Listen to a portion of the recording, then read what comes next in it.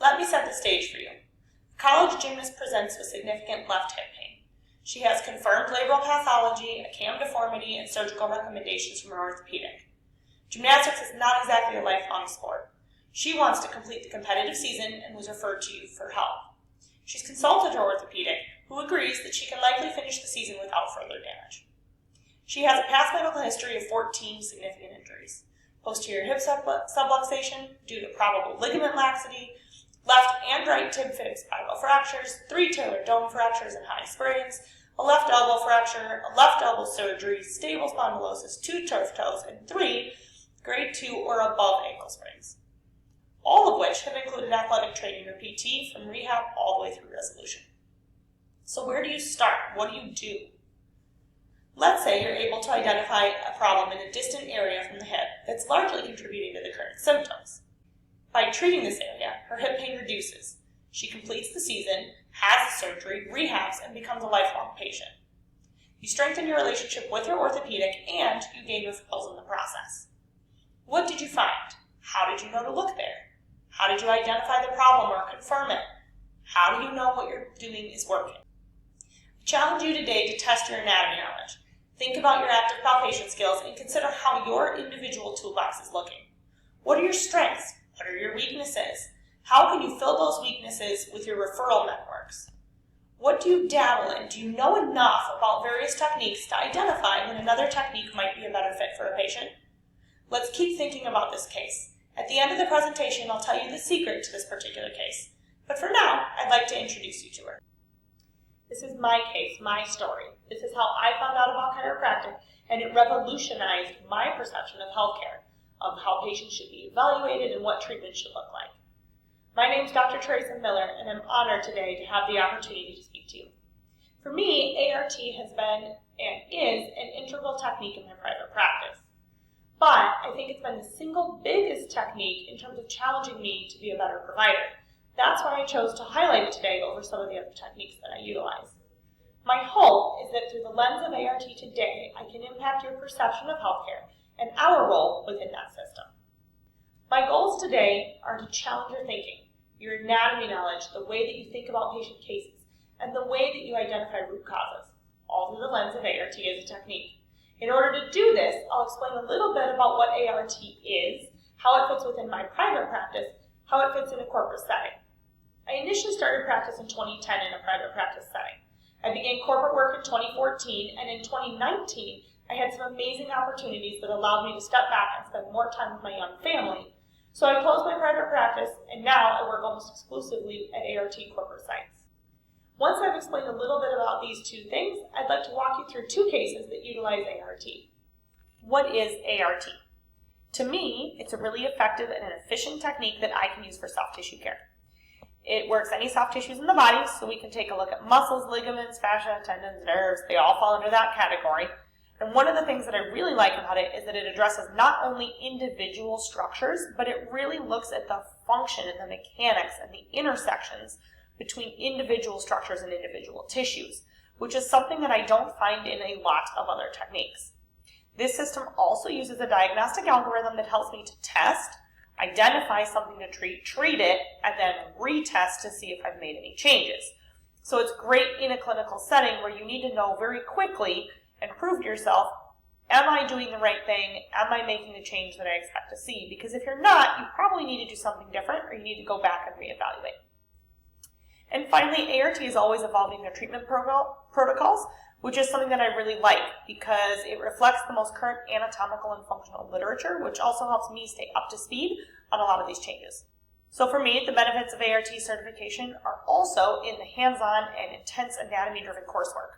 For 4 days every year, I get a really intensive anatomy review, and we're looking at anatomy from 3D and all different angles. I get a lot of practice on a lot of different bodies and constructive feedback from my colleagues. So every year, I'm constantly getting that improvement. ART is used a little bit differently in a private practice setting than it is in a corporate setting, so I wanted to touch on both of those. In a private practice setting, it integrates really well with any other musculoskeletal techniques.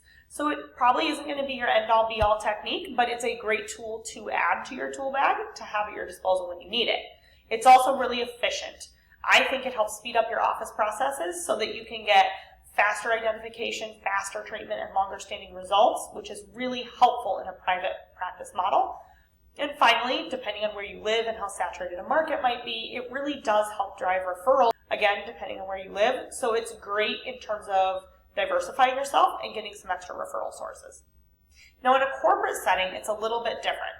In the corporate setting, we're there on only a first aid level basis. So that means we're not doing any other techniques other than ART.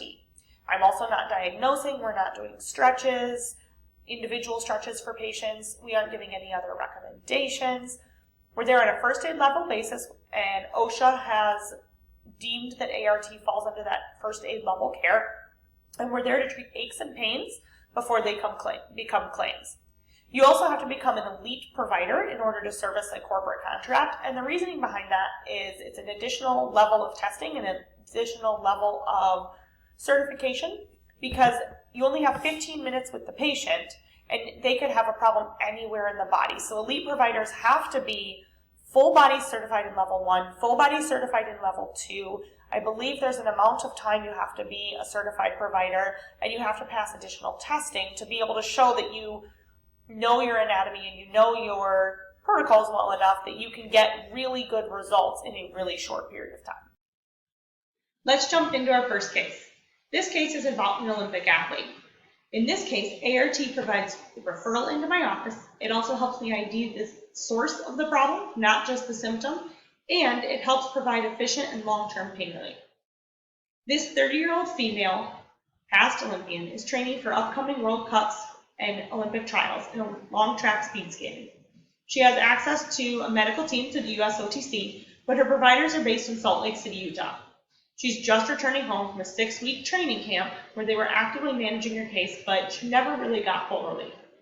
And now they've reached out to me in Milwaukee to help coordinate her care here. The pain is described as being under the medial ball of her foot, and it increases especially after skating. An average day for her is 6 to 8 hours of training, plus any recovery, cross-training, or supportive care that she needs.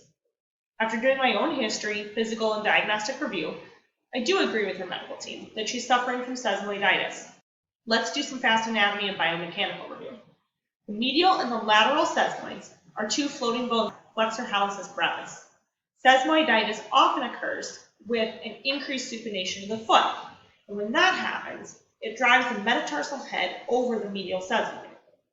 In reviewing her past care, most of the focus was on treating the flexor hallucis brevis, with a variety of techniques including cold laser, trigger point needling, iontophoresis, and a bunch more. I think in this case that she's got a little different etiology, which is partly why I chose it to present. So I now know what is wrong, but I'm more interested in why. So at this point, I turn to her function and her movement strategies as clues. So we observe that she's got an extremely narrow forefoot in both a non-weight-bearing and a weight-bearing position. However, she does have great dorsiflexion, possibly the best dorsiflexion I've really seen in a patient in both passive and active range of motion. That narrow foot is going to be an important finding, I think, for later. In motion palpation, I might find other things outside of this, but at the moment, the big ones that stand out is that she's got limited midfoot plantar to dorsal spin, meaning that she has a difficult time getting into supination, as well as a difficult time getting into subtalar inversion. When I watch her basic gait analysis, she stays pronated late in the gait cycle, almost all the way through her toe off. So reviewing biomechanics of supination and pronation in the foot, what I want you to think is when you think about pronation and you think about that medial arch coming downward, that pronation position is going to be like your pillow. That's what softens. It's what absorbs force up the kinetic chain as we have those impact forces like in gait. On the opposite, when you come into a supinated position, when you come up into that position, think of that like your rock. When you come into that supinated position, you actually create a locking mechanism called the calcaneal cuboid mechanism that locks the lateral and the medial columns together. And when that happens and you lock those columns together, you create a really stable surface that doesn't require a lot of muscular contraction in, say, the push-off phase of our gait. So to make that happen, I want you to think about that peroneal group going down the outside of that lower leg. As that peroneal group comes down the outside of the leg, hooks under the lateral malleolus and goes underneath the bottom of the foot, peroneus longus connects into the bottom of the cuboid.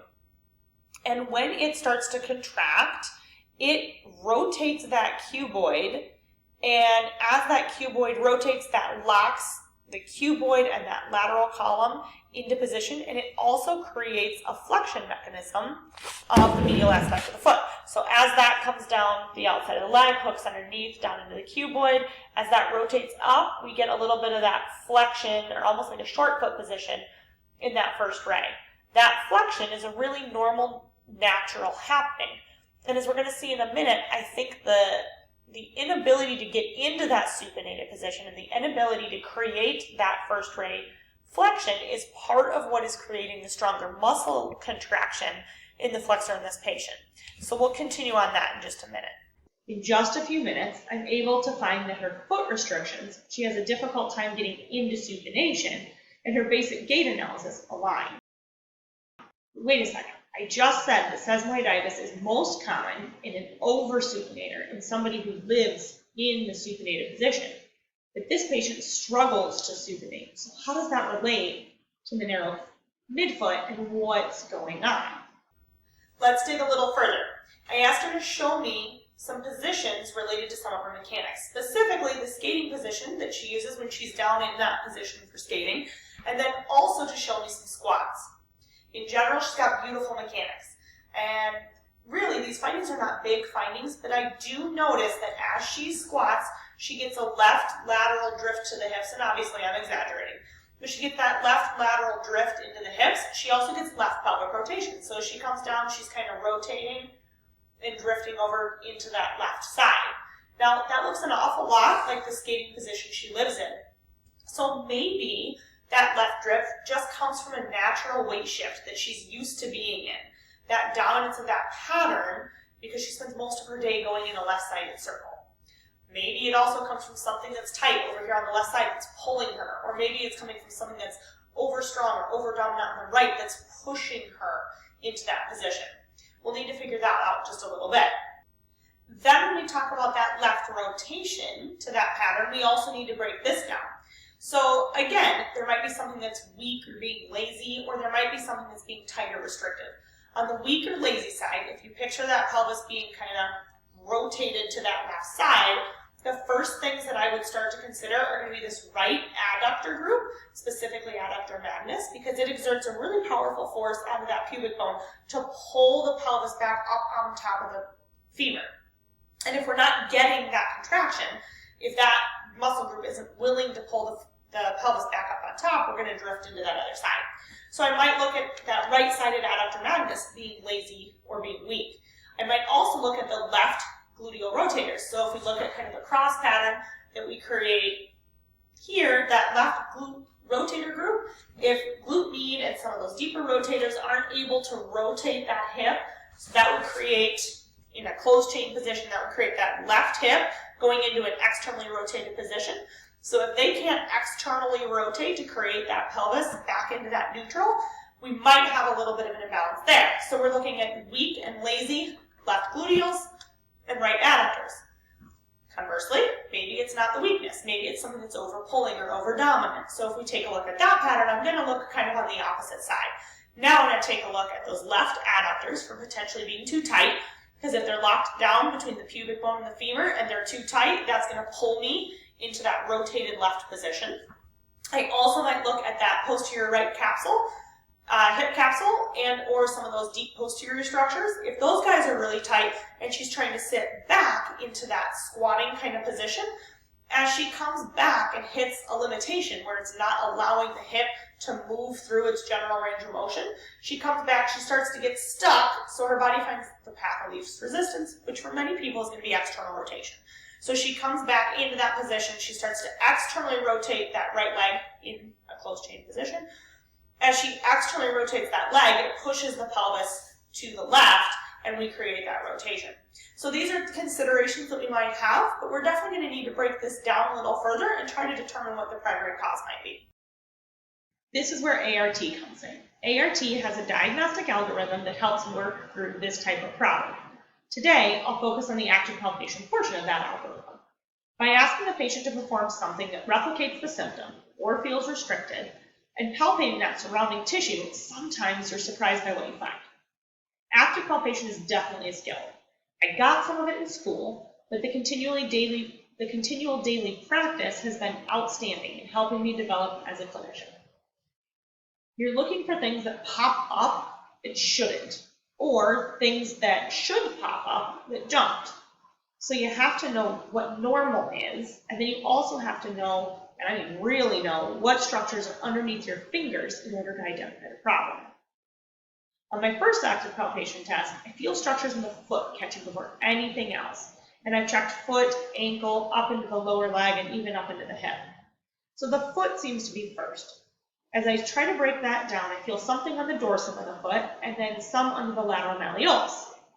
I eventually identified these as being the dorsal interossei and the lateral calcaneofibular ligament.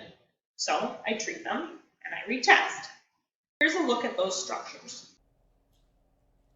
These top 4 images are looking at the plantar foot. They have already removed the plantar fascia here, so that leaves 4 layers of muscle. If we start superficially in the first level, flexor digitorum brevis and the 2 abductors are present. So we have abductor hallucis and abductor digiti minimi. Moving to the second layer, we have lumbricals and quadratus plantae, which I also think is often overlooked, but in this case I don't think it's a primary. In the third layer, we have the 2 smaller flexors, so flexor digiti minimi and flexor hallucis brevis. This is an area that I'm going to focus on for a minute. Remember, flexor hallucis brevis is where the sesamoids are, so they're integrally involved in this case. We also have adductor hallucis. Adductor hallucis has 2 bands, the transverse band and the oblique. If you picture the purpose of adductor hallucis, it really creates much of the transverse arch of the foot and it draws the metatarsals closer together. So although I couldn't actively palpate the bottom of the foot during movement, the foot narrowness in that forefoot is really what made me suspicious of this involvement, and so I went looking for it specifically because of that. Now as we move into the 4th layer, we see the plantar interossei, and again I couldn't palpate these, but for me, when dorsal interossei are involved, I also check plantar.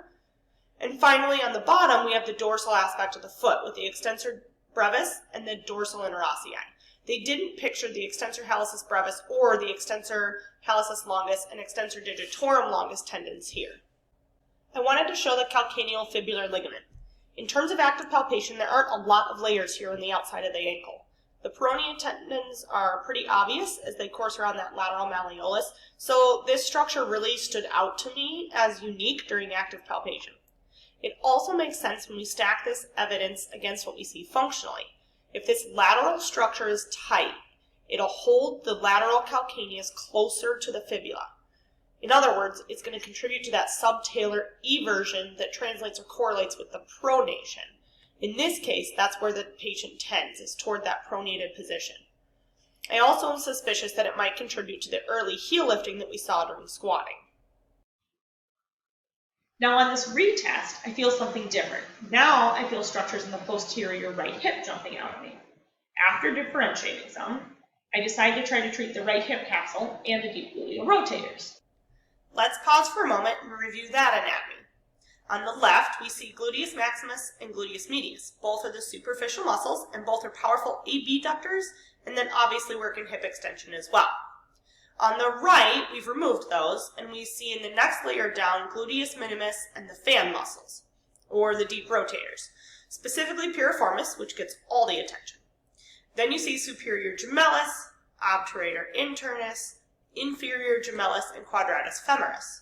Although I'm not going to go into all the attachments, intersections, and interrelationships here, I would recommend reviewing these closely if you haven't for a while. There are numerous shared attachments, and we'll just call them shared spaces, where these muscles intersect with ligaments, say sacrotuberous for example, or nerves, dental, obturator, both of which were in the differential diagnosis list for this patient. So while piriformis gets all of the attention and your patients will be most familiar with it, knowing the details closely, I think, really helps, especially in those stubborn cases. A final note on this image, if we removed the deep muscular structures on the right, which I don't have pictured here, you would see all the various ligaments as well as the hip capsule. So when these muscles are under continuous load, as in skating or athletics, or they're chronically compressed, as in sitting, these structures really quickly become less pliable or dysfunctional. I love hip and extremity adjusting for this, and I often adjust posterior glide at the hip when I find it. DNS and PRI also have really great tools for this posterior hip glide and maintaining it, but I've sometimes found that without addressing the soft tissue component, just that posterior hip mobility can be really difficult to maintain. Now let's jump back. We've treated, retested, and everything seems to have normalized out with those mechanics. So all of this together, here's my proposed foot etiology. The foot is staying in pronation, which is not allowing that locking mechanism to occur. If the locking mechanism doesn't occur, you have to have a stronger flexor contraction at push-off for those muscles to be able to do that work. At the same time, having a tight adductor hallucis and the tight interossei are creating a metatarsal compression. So when you compress those metatarsals and combine that strong flexor tension, you drive those sesamoids underneath that first metatarsal head. So now, based on that theory, I'm going to try to improve her ability to supinate and the ability for peroneus longus to initiate the locking mechanism. Let's do that one more time. So here I have a foot, and I'm looking at the bottom of the foot. So we have the first metatarsal. You can see the sesamoids right here, second, third, fourth, and fifth. You've got your lateral column and your medial column. And what I want to take a look at is the foot staying in pronation. So if the foot stays in pronation, it's going to stay rotated like this, and then the lateral and the medial column can't lock into that position. Since they can't lock, we're going to get a stronger flexor pull, which is going to pull down and activate that flexor hallucis brevis, which has those sesamoid bones in it. So we're creating a strong tensile pull across those bones. While that's all happening, we have tight adductor hallucis, which runs the transverse band right across here. And as that band becomes tight, it compresses the foot. And if you can kind of see from this angle, you can almost see where the sesamoids get pulled up right underneath that great toe. So we have the foot staying in pronation, we have compression of those metatarsals, and that drives that medial sesamoid right up underneath that first metatarsal.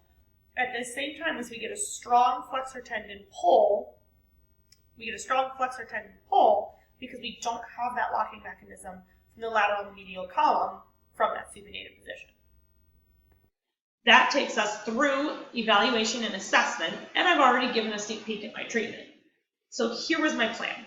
I set specific goals that were measurable and estimated about 6 visits before really reassessing. On that first visit, I used a combination of ART and adjusting, using motion palpation. I also was able to give her some foam active care techniques. Yoga tune-up balls are similar to a lacrosse ball, but I believe they do a better job of addressing foot mobility, not just the soft tissue side. So I taught her to mobilize her foot into the supinated position for her time after the ice.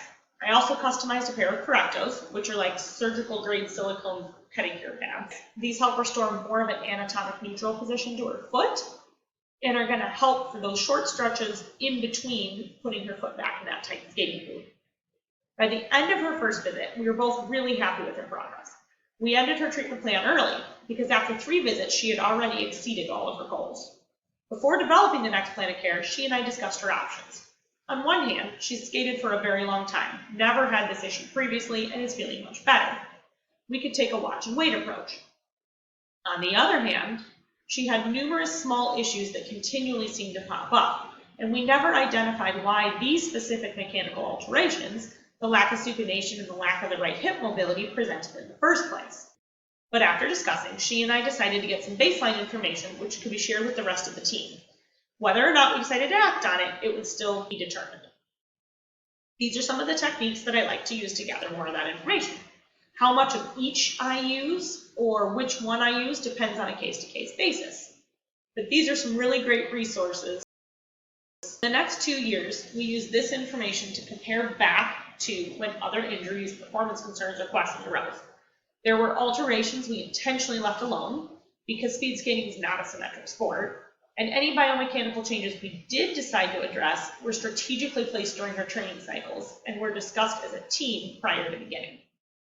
For this next case, I chose someone drastically different, but with a fascinating case as well. I would like to present the tech entrepreneur. ART served me a little differently in this case.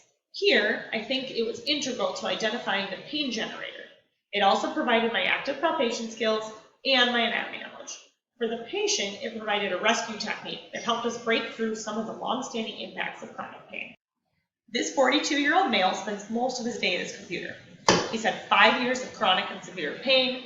He's had trigger point dry needling, stretches, and rehab that have all proven unsuccessful. He's had medications, including recurrent prednisone, and currently he's on a high dose of tramadol. Injections, both cortisone and lidocaine, have been used in the SI joint, proximal hamstring, even the TL junction for proposed TL junction syndrome, and all of them have been ineffective. He recently had prolotherapy with severe complications, no real improvement. Throughout the exam, you can tell he's miserable. His posture is some combination of rotation, lateral flexion, collapse, and fetal position, but he remains upright. Otherwise, the exam's pretty unremarkable. I have no real ability to replicate the specific pain, to palpate anything significantly abnormal in either prone or standing positions. There are many positive orthopedic findings and no positive neuro findings. I wanted time to review this patient's stack of records, so I had him come back for a report of findings and plan. All past imaging and nerve conduction studies, and there were lots of them, some of which were recent, were negative.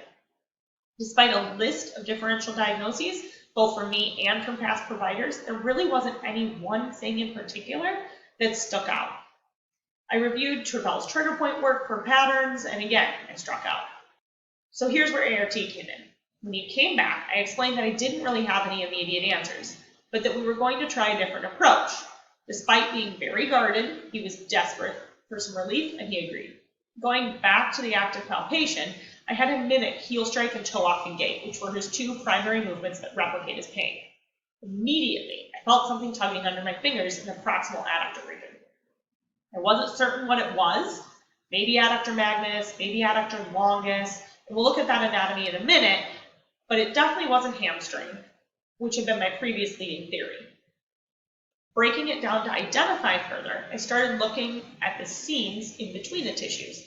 Since I had no significant palpation findings passively when he was laying prone or actively when he was standing up, I wanted to see how they changed during movement.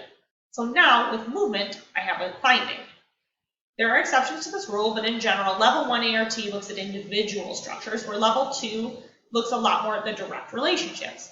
So breaking this area down into those direct relationships, I was able to immediately identify that adductor magnus and medial hamstring, where they intersect, was a problem site. I want to mention to the anatomy here. This is an anterior view, and notice that the adductors attach along the anterior ridge of the pubic bone. So functionally, remember that they're going to exert forces to pull the pelvis forward, or rather up onto the in a closed pack position. Then, remember that the entire group is made up of pectineus, which is really toward more the front of the hip and acts largely as a hip flexor. And then it shares a close attachment, just so as in the other hip flexor groups. And then as we work medial, a little bit more of a true adductor as we go, neck brevis and then adductor longus. Adductor magnus, I want to pause at, it's often overlooked in importance. When you really consider its size and location, it really is a powerhouse muscle that has a really important function. Since I've started paying more close attention to it, really after this case, I found it has much more frequent problems than I originally ever thought. And that role both in function and mechanics, but also as a contributing source as a pain generator. Notice that the seam between gracilis and medial hamstring, I circled that location. Also consider that gluteus maximus comes down really far inferior into the posterior thigh when you compare it to where the adductors and the proximal hamstring attach to the pelvis. So the pain in the gluteal area may make more sense when you consider those attachment points. So now at least I had something to address or consider. So I presented my treatment plan and my thoughts to him. At this visit, I only treated for 4 to 5 passes along the area to make sure that we avoided any soreness or exacerbation. And since he was so guarded, it gave him a chance just to build confidence in me and the treatment. Yet he was still 50% better in that 2 minutes that we spent.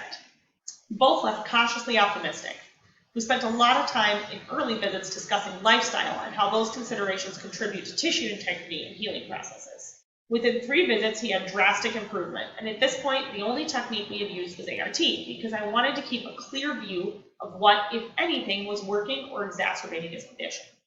Each visit, I used the same type of assessment, treatment, assessment, and process. and some visits I found different structures than others, always treating what I found. He quickly progressed to a second phase of care, and our goals changed. Here, I put a much bigger focus on breathing and intra-abdominal pressure. Likely from his chronic pain, his stress, and his general situation, his breathing was very shallow and lacked any abdominal or posterior lateral expansion. Without that proper diaphragm function, he was losing a lot of central stability because he couldn't maintain that intra-abdominal pressure. Working on this gave us a few benefits. First, it addresses a concern that impacts his whole body mechanics. Without proper central stabilization, he can't create proper distal mobility. The second thing it provides is that it gets him working on and focused on something outside of his site of pain, setting him up for success and with little risk of exacerbation. By the time we got through his second plan, this is where he really turned a corner. Despite deciding to run a 5K event unexpectedly and without any training, he had a big exacerbation, but we were able to calm it down. Seeing that we could manage his symptoms if they flared began giving him some confidence to increase his activity. His general condition had drastically deteriorated over the last several years. I partnered with a local strength coach that had a great background in strength and conditioning as well as corrective exercise and tissue, and he was able to bring him to a better level of his general conditioning.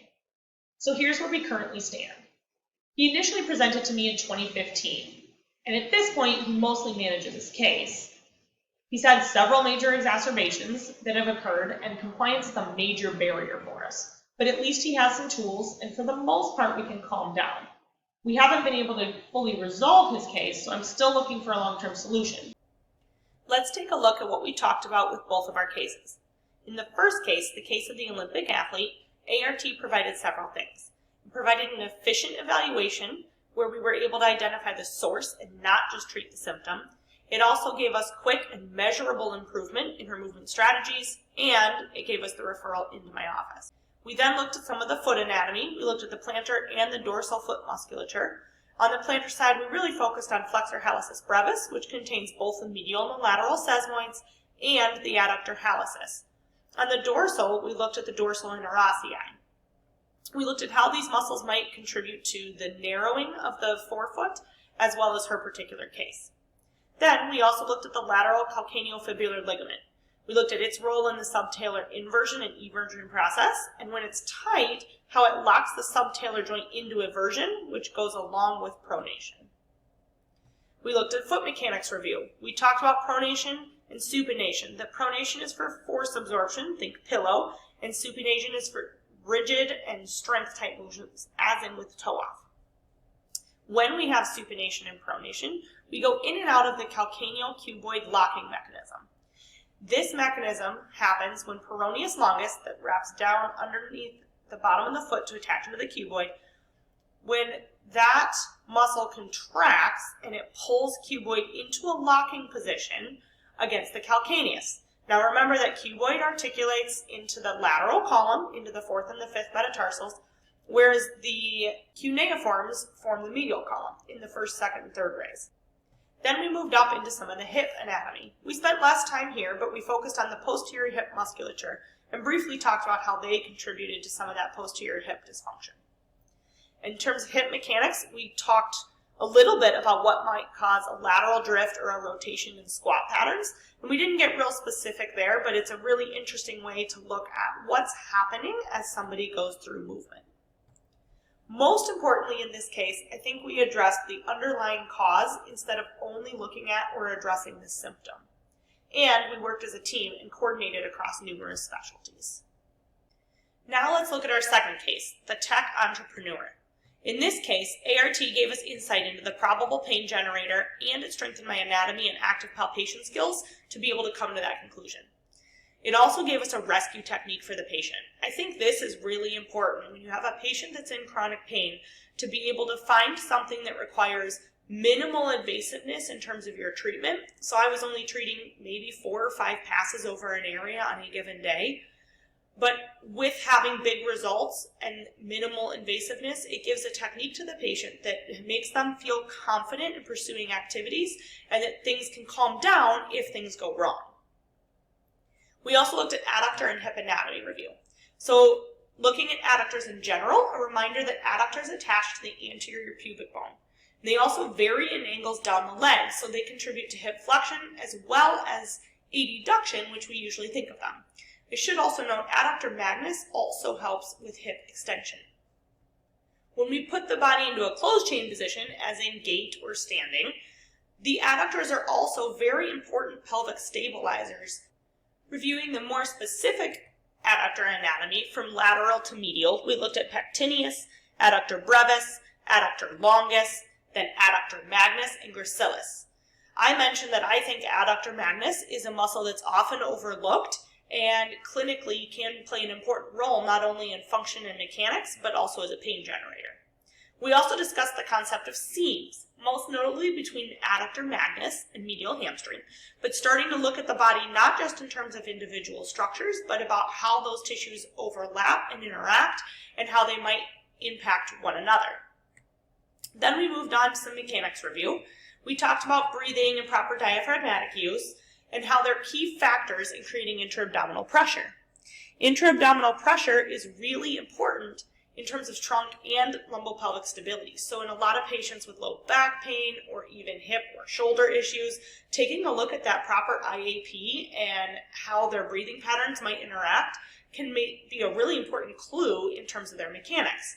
In this case, the patient was not getting any proper breathing or diaphragmatic use, and so he really didn't have much IAP or intra-abdominal pressure. And as he was losing that intra-abdominal pressure, he was losing that core stability. And we know as a basic concept in rehab and body movement that without central stabilization, without that trunk being nice and stable, you really can't create distal mobility. And in this case, I think that was part of the problem. He was losing that intra-abdominal pressure, losing that central stability, which was making his pelvis unstable. So his adductor magnus and the rest of his adductor group, functioning as pelvic stabilizers, were holding on for dear life every time he stood up and weren't able to function properly as he was going about his movements. Some other key points I wanted to include were that lifestyle and other body systems really have a profound impact on the musculoskeletal system. So we want to make sure we don't get too hyper-focused and that we don't forget about them. Also, making sure that we're keeping the patient actively involved in their care. Even when it builds on small successes, like in his breathing example, it helps give the patient some form of control, which can be really important to their ability to overcoming an injury. And sometimes you won't get full resolution. I'm still looking for the answers in his case, so if you have any answers, I would love to hear them. But at this point, I haven't gotten full resolution, and maybe in some cases we won't always get there. Sometimes it's because of patient compliance, and sometimes we just don't have all the answers yet. Most importantly, in his case, we gave the patient the confidence to begin facing his fear avoidance behaviors. And again, we worked as a team for the best patient outcomes. Now, I asked you to keep reflecting on my personal story. I know you don't have hands-on abilities to test me, or you can't look at my individual mechanics, but what I was hoping was that you might start thinking about this in terms of a puzzle, and recognizing that the pain generator in my hip and my labrum was maybe not the initial problem. In 2003, ART was not part of my path. My doctor used a different set of tools to work through the puzzle, and he found that I wasn't loading my left foot and ankle properly. As a result of numerous injuries, instead of taking landings with my feet in a nice neutral position and bending through my ankles, I wouldn't load into the left foot. So what was happening is that I would get a rotation that would tweak and irritate that left hip.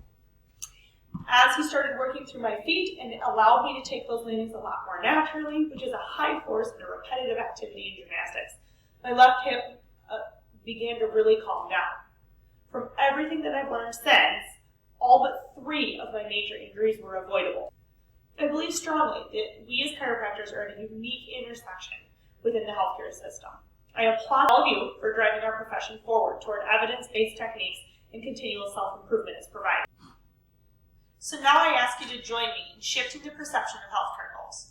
This summer and fall, I'll be launching Edutainment Health, a company dedicated to changing healthcare priorities and treatment plan philosophies in both patients and providers alike. Our first project is going to be to launch a podcast and YouTube series on a variety of different topics. These short and entertaining segments will be told primarily through stories, and through these, I hope to influence the direction of healthcare. There are several ways that you can get involved. First, I'm currently creating a guest host list and a schedule, so if you're interested, make sure that you email me, and I'll get you more information. But even if that doesn't interest you, just sharing with your patients, your family, and your friends as we begin to launch would be tremendously appreciated. The listed social media and website are associated with my private practice, which remains in limited operation. Hence, you won't see much activity. But follow me now, because I'll be sure to post all of my announcements through all of these outlets in the coming months, and that way you'll stay up to date. Feel free to reach out to me directly with any questions, comments, or any references if you'd like them related to this presentation. Thank you again for your